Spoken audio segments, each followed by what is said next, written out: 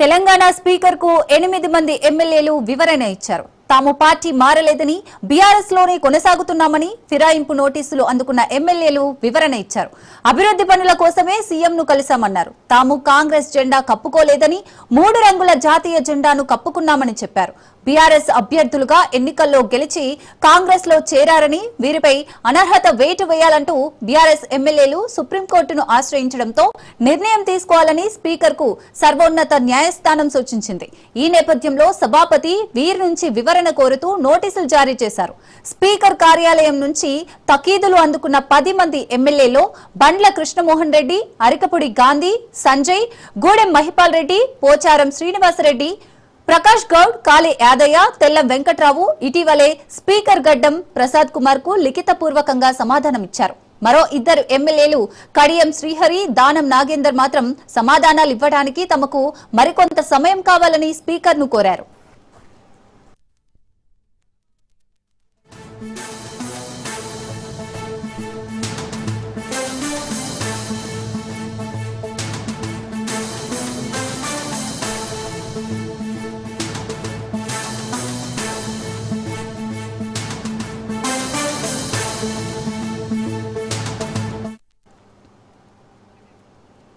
ఏడాది కాలంగా పెండింగ్ బిల్లులు, వేతనాలు చెల్లించకుండా కాంగ్రెస్ ప్రభుత్వం నరకం చూపిస్తోందని వరంగల్ కు చెందిన మధ్యాహ్న భోజన కార్మికులు ఆవేదన వ్యక్తం చేశారు. తమ గోడు పట్టించుకోవాలని, ప్రభుత్వాన్ని నిలదీయాలని మాజీ మంత్రి హరీష్ రావును కలిసి విజ్ఞప్తి చేశారు. వారి డిమాండ్లు నెరవేరే వరకు బీఆర్ఎస్ పార్టీ అండగా ఉంటుందని మధ్యాహ్న భోజన కార్మికులకు హరీష్ రావు భరోసా ఇచ్చారు.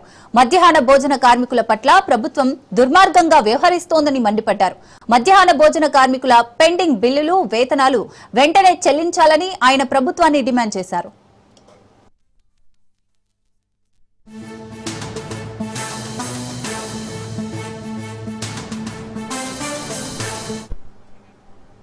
తాడిపత్రిలో మరోసారి హై టెన్షన్ నెలకొంది. ఎట్టకేలకు కేతిరెడ్డి పెద్దారెడ్డి ఇంటికి చేరుకున్నారు. కేతిరెడ్డి ఇంటి దగ్గర మున్సిపల్ అధికారులు సర్వే నిర్వహిస్తున్నారు. పెద్దారెడ్డి ఇంటి కొలతలు తీసుకుంటున్నారు. తాడిపత్రిలో జేసీ, కేతిరెడ్డి ఇళ్ల దగ్గర భారీగా పోలీసు బందోబస్తు ఏర్పాటు చేశారు.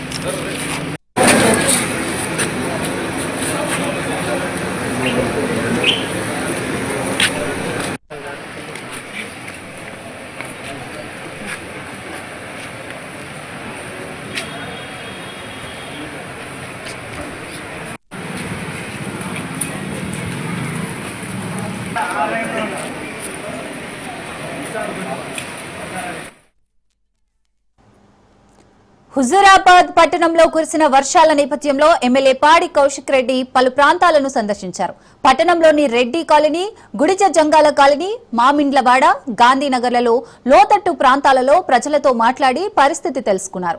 ఆస్తి నష్టం జరగకుండా ఉండేందుకు సహాయక చర్యలు చేపట్టాల్సిన చర్యలు తీసుకుంటామని ఎమ్మెల్యే పాడి కౌశిక్ రెడ్డి అన్నారు. వర్షంతో ఇబ్బందులు ఎదుర్కొంటున్న ప్రజలకు ప్రభుత్వం నుంచి ఆదుకోవాలని ఆయన డిమాండ్ చేశారు. ఇక్కడి పరిస్థితిపై జిల్లా కలెక్టర్ మేమల సత్పత్తికి సమాచారం అందించామని అన్నారు.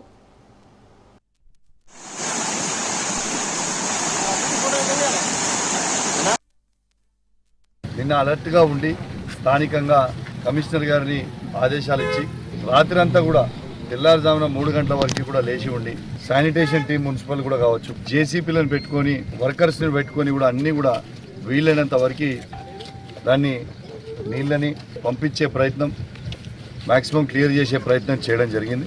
అందరం కలిసి కూడా ఇవాళ హుజూరాబాద్ పట్టణంలో తిరగడం జరిగింది. కొన్ని మునుపు ప్రాంతాలు, అది గాంధీనగర్ కావచ్చు, బుడగజంగాల కాలనీ కావచ్చు, మామిళ్ళవాడ కావచ్చు, రెడ్డి కాలనీ కావచ్చు, ఇవన్నీ కూడా కొన్ని ఇండ్లు మునగడం జరిగింది. కాబట్టి దయచేసి వాళ్ళందరికీ కూడా వెంటనే రిలీఫ్ ఇవ్వాలని ఈ ప్రభుత్వాన్ని నేను డిమాండ్ చేస్తూ ఉన్నాను. నిన్న అలర్ట్గా ఉండి స్థానికంగా కమిషనర్ గారిని ఆదేశాలు ఇచ్చి రాత్రి అంతా కూడా హైదరాబాద్ పరిసర ప్రాంతాల్లో కురుస్తున్న భారీ వర్షాలు జంట జలాశయాలను మరోసారి నింపేశాయి. ముఖ్యంగా వికారాబాద్, తాండూర్ ప్రాంతాల్లో ఎడతెరిపి లేకుండా పడుతున్న వర్షాల కారణంగా ఉస్మాన్ సాగర్, హిమాయత్ సాగర్లకు వరద పోటెత్తింది. దీంతో ఇన్ఫ్లో భారీగా పెరగడంతో అధికారులు గేట్లు ఎత్తి దిగువకు నీటిని విడుదల చేస్తున్నారు. ఉస్మాన్ సాగర్ పూర్తి స్థాయి నీటి మట్టం 1790 అడుగులు కాగా ప్రస్తుతం 1789.30 అడుగుల వరకు చేరింది. జలాశయానికి గంటకు వరద నీరు చేరుతోంది. ప్రస్తుతం 1500 క్యూసెక్కుల వరద ప్రవాహం వస్తుండగా అధికారులు 4 గేట్లు 3 అడుగుల మేర ఎత్తి 1352 క్యూసెక్కుల నీటిని దిగువకు విడుదల చేస్తున్నారు.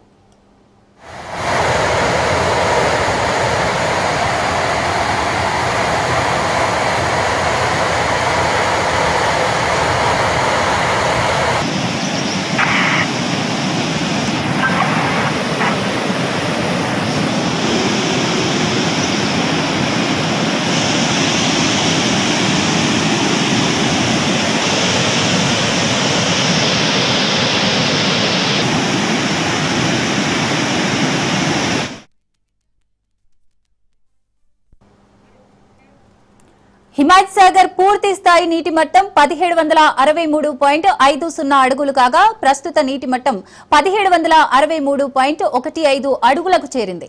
ఈ జలాశయానికి 5000 క్యూసెక్కుల వరద వస్తుండగా అధికారులు 2 గేట్లు 4 అడుగుల మేర, మరో గేటు 1 అడుగు మేర ఎత్తి మొత్తం 3600 క్యూసెక్కుల నీటిని దిగువకు వదిలారు. ఉస్మాన్ సాగర్, హిమాయత్ సాగర్ల గేట్లు విడుదల చేయడంతో మూసీ ఉధృతంగా ప్రవహిస్తోంది. మూసీ పరివాహక ప్రాంతాల్లో నివసించే వారికి అధికారులు అప్రమత్తం చేశారు. వరద నీటి ప్రవాహం పెరిగే అవకాశం ఉన్నందున ఎలాంటి జాగ్రత్తలు తీసుకోవాలో సూచనలు అందిస్తున్నారు.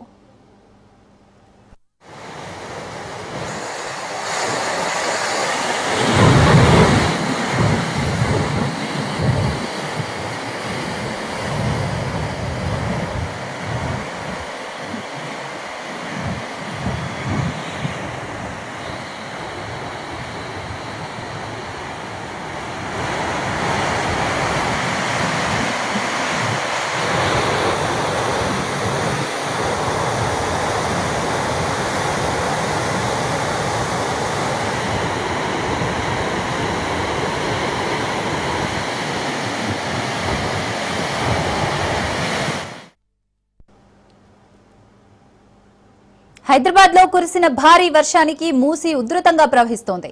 యాదాద్రి జిల్లా పోచంపల్లి, బీబీనగర్, వలిగొండ మండలాల పరిధిలో మూసీ వాగు లో లెవెల్ బ్రిడ్జిలపై నుండి వెళ్తుండటంతో రాకపోకలను పూర్తిగా నిలిపివేశారు పోలీసు అధికారులు. భారీ వర్షం కురవడంతో రైతులను, ప్రజలను అధికారులు అప్రమత్తం చేశారు. రైతులెవరూ కూడా వ్యవసాయ పనుల నిమిత్తం మూసీ వాగు దాటవద్దని అధికారులను అప్రమత్తం చేశారు.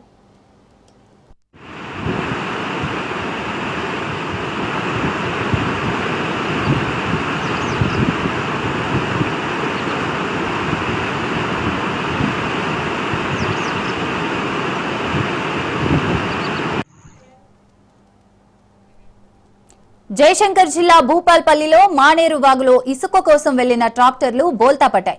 భూపాల్పల్లి జిల్లా టేకుమెట్ల మండలం గరిమిళ్లపల్లి, పెద్దపల్లి జిల్లా ఓడేడు గ్రామాల మధ్యలో గల మానేరు వాగు పొంగింది. భారీ వర్షాలకు ఒక్కసారిగా వాగు ఉధృతి పెరిగింది. వాగు నుంచి ట్రాక్టర్లను బయటకు తీసుకొచ్చేందుకు ప్రయత్నించగా అవి బోల్తా పడ్డాయి. వాగులో చిక్కుకున్న డ్రైవర్లను రక్షించేందుకు పోలీసులు రంగంలోకి దిగారు.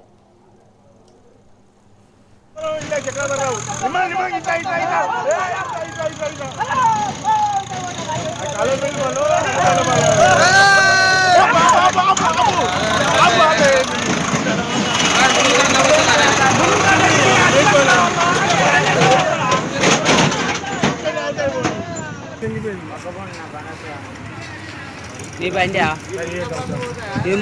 గినంగా వస్తుంది కానీ కిందికి వెళ్ళరాదు, మీదికి వెళ్ళి వస్తుంది. మీకు ఇది అంత తీసుకెళ్ళదు.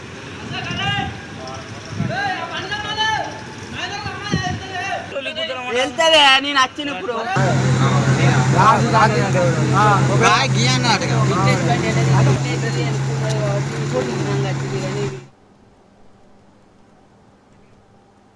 వరంగల్ జిల్లా రాయపత్రిలో తీవ్ర ఉద్రిక్తత చోటు చేసుకుంది. యూరియా కొరతకు నిరసనగా రైతులు ధర్నాకు దిగారు.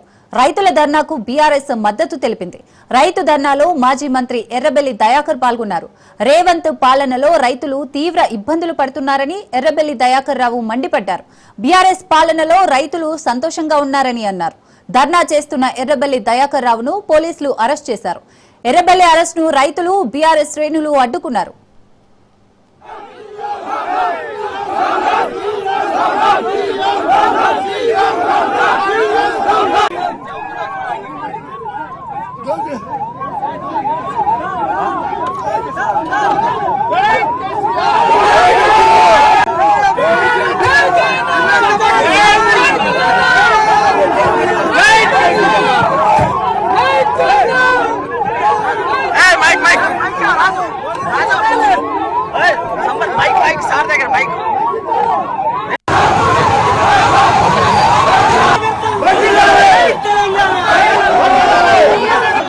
రాష్ట్రంలో రేవంత్ రెడ్డి గారి పరిపాలన పూర్తిగా విఫలమైంది.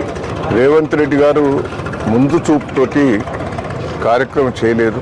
మేము 6 నెలల ముందే కేసీఆర్ గారు మమ్మల్ని ఢిల్లీ తోలిచ్చి ఎరువులన్నీ మేము జమ చేసి బ్యాగులు వేసి ఇక్కడ గోదావరిలో నింపే అలవాటు మాకుండే. వీళ్ళకు ఒక విజన్ లేదు. ఎరువులు ఎన్ని కావాలి, ఎన్ని తెప్పించుకోవాలనే విజన్ లేదు. ఎరువులు ఫ్యాక్టరీలన్నీ మన తెలంగాణలో ఉన్నాయి. మళ్ళీ ఆ విజన్ కూడా లేదు. కేసీఆర్ గారు ఒక విజన్ తోటి నీళ్లు అడ్వాన్సు 3 నెలల ముందే రిజర్వాయర్లు నింపేది, కాలువల పంటి నీళ్లు నింపి షెర్లు నింపించే ఏర్పాటు చేసేది. రైతులకు ఏం కావాలనేది రైతు దున్నక ముందే రైతు బంధు ఇచ్చేది, యూరియా బస్తాలు సప్లై చేసేది. అంటే ఒక విజన్ తోటి కరెంటు కోసం కూడా బయట రాష్ట్రాల నుంచి కొనుక్కొచ్చి కరెంటు మనకు సప్లై చేసేది 24 గంటలు. రేవంత్ రెడ్డి గారు బోకస్ మాటలు, అబద్ధ మాటలతోటి అధికారంకి వచ్చిండు. అయినా నీ బోకస్ మాటలు, 420 మాటలు ఒక్కటి కూడా నిలబెట్టుకోలేదు.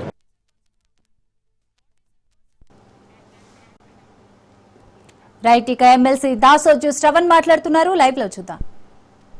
మాట్లాడకూడదు, కానీ మీరు ఎన్నికలప్పుడు వాగ్దానం చేస్తారు, వచ్చిన తర్వాత లాఠీలతో కొడతారు. కనీసం కోర్టులో ఆశ్రయించైనా సరే జీవో 29 లాంటి దాన్ని ఎదుర్కోవాలని చెప్పిన ప్రయత్నం చేస్తే దాన్ని పెద్ద పెద్ద లాయర్లను, వకీళ్లను పెట్టి మీరు న్యాయం జరగకుండా అడ్డుకునే ప్రయత్నం చేస్తారు. ఆఖరికి మెయిన్స్ ఎగ్జామ్ అన్నా సరిగా కండక్ట్ చేస్తారంటే దాన్ని సరిగా కండక్ట్ చేయక ఇవాళ కోట్ల రూపాయలకు ప్రభుత్వ ఉద్యోగాలు, గ్రూప్ 1 ఉద్యోగాలు అమ్ముకునేటువంటి ఒక దుర్మార్గానికి పాల్పడుతున్నారు. అంటే నైతికంగా ఒక్క క్షణం కూడా ఈ ప్రభుత్వానికి అధికారంలో ఉండేటువంటి అర్హత లేదు. పిల్లల భవిష్యత్తును తాకట్టు పెట్టి అమ్మకం పెట్టేటువంటి ఒక వేలం పాట వేసే వెధవలకు అధికారంలో ఉండేట ఒక హక్కు ఎక్కడిది అని చెప్పి అడుగుతా ఉన్నాం. ఇది కోపంతో, రాజకీయంతో మాట్లాడతలేదు, బాధతో మాట్లాడుతూ ఉన్నాం. మీరు కాంట్రాక్ట్లలో కమిషన్లు దొబ్బిండ్రంటే, లేకపోతే బావబొమ్మర్దులకు కాంట్రాక్ట్లు ఇచ్చుకున్నారు అంటే, లేకపోతే విచ్చలవిడిగా ఇంకేదో చేసుకున్నారు అని అంటే ఇట్స్ ఓకే అని అనుకోవచ్చు. కానీ భవిష్యత్తుతో ఎట్లా చిలగట్లాడతారా మీరు? How dare you do that? ఎంత అన్యాయం అది! కోట్ల రూపాయలు వాళ్ళ జీవితం అంతా ఫలంగా పెడతారు. అంత పేదింటి పిల్లలే, మనలాంటి మధ్యతరగతి కుటుంబీకుల పిల్లలే అశోక్ నగర్లో అక్కడ హాస్టల్లో ఉండి చదువుకుంటారు. వాళ్ళ తల్లి పుస్తమెట్టలమ్మో, భూములు తాకట్టు పెట్టో, డబ్బు తీసుకొచ్చి కోచింగ్ సెంటర్లో డబ్బులు పెట్టి హాస్టల్లో ఉండి ఆశతోటి ఏళ్ల కొద్దీ, నెలల కొద్దీ చదువుకొని వాళ్ళు భవిష్యత్తు కోసం ఎదురు చూస్తుంటే వాళ్ళ భవిష్యత్తును కాలరాసే విధంగా పరీక్షలు సరిగ్గా నిర్వహించరు, దుర్మార్గమైన జీవాలు పట్టుకొస్తారు. దానికి తోడుగా మళ్ళా ఉద్యోగాలు అమ్ముకునే ప్రయత్నం చేస్తుంటే న్యాయమా అని చెప్పని వాళ్ళ ప్రశ్నిస్తా ఉన్నాం. దానికి తోడుగా నేను ఒక విషయం చెప్తాను. కోర్టు ఎవరి సహాయం లేకుండా పిల్లల పాపం కోర్టులో కొట్లాడింది. Thanks to the advocates who fought. Rachana Reddy గారు, తర్వాత విద్యాసాగర్ గారు, సురేందర్ రావు గారికి, చాలా మంది మన హైదరాబాద్ అడ్వకేట్లే, ప్రభాకర్ రావు గారికి చాలా మంది హైదరాబాద్ అడ్వకేట్లు కొట్లాడిండ్రు. We salute them. Without any political intervention వాళ్ళు కొట్లాడిండ్రు. వాళ్ళు పాపం కేసును గెలిపించిండ్రు. మానవత్వం ఉన్నటువంటి వాళ్ళు ఎవరైనా సరే, నేను మీకు కూడా అప్పీల్ చేస్తున్నా, మీడియా మిత్రులు కూడా, మనం అందరం కూడా నిరుద్యోగులు ఉన్న వాళ్ళమే, యూనివర్సిటీలో చదువుకున్నటువంటి వాళ్ళమే. ఒకసారి ఆ జడ్జిమెంట్ కాపీని మీరు చదవండి. I'm also appealing to all the teachers, lecturers, teachers and మేధావులు, ఉస్మానియా మిగతా విశ్వవిద్యాలయ మేధావులందరూ కూడా ఒక్కసారి ఆ జడ్జిమెంట్ చదవండి. ఆ జడ్జిమెంట్ చదివిన వాడు ఎవడైనా సరే, మెడకాయల తలకాయ ఉన్నవాడు, కనీస విజ్ఞత ఇంగితం ఉన్నటువంటి వాడు ఎవడు కూడా మళ్ళా దాన్ని తీసుకుపోయి నేను హైకోర్టులో ఛాలెంజ్ చేస్తా, నేను రెవెన్యూ పిటిషన్ వేస్తా, నేను హైదరాబాద్ సుప్రీంకోర్టులో ఎస్ఎల్పీ వేస్తా అని చెప్పని వాగరు మాట్లాడారు. నాన్సెన్స్, అది దుర్మార్గం, క్రూరమైన చర్య.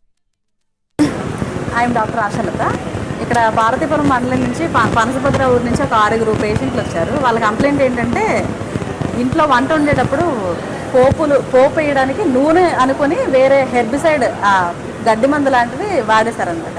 అది ఆ వంట వండి దాన్ని తినేశారు. దానివల్ల వాళ్ళకి కడుపు నొప్పి, వాంతులు, కళ్ళు తిరగడం ఈ కంప్లైంట్స్తో వచ్చారు. వాళ్ళకైతే స్టమక్ వాష్ అవన్నీ ఇప్పించాము. ట్రీట్మెంట్ అంతా వెళ్తుంది. ప్రజెంట్ అయితే పేషెంట్ స్టేబుల్గానే ఉన్నారు. అబ్జర్వేషన్లో ఉండాలి. సరేనా? శ్రీకాకుళం జిల్లా లావేరు మండలం తాళ్లవలస రహదారిపై రోడ్డు ప్రమాదం జరిగింది. టమాటో లోడుతో వెళ్తున్న లారీ అదుపు తప్పి ట్రాలీని ఢీకొట్టి బోల్తా పడింది. ప్రమాదంలో ఎవరికీ ఎలాంటి గాయాలు కాలేదు. లారీ బోల్తా పడడంతో ట్రాఫిక్ కు అంతరాయం ఏర్పడింది. అతివేగమే ప్రమాదానికి కారణమని స్థానికులు తెలిపారు.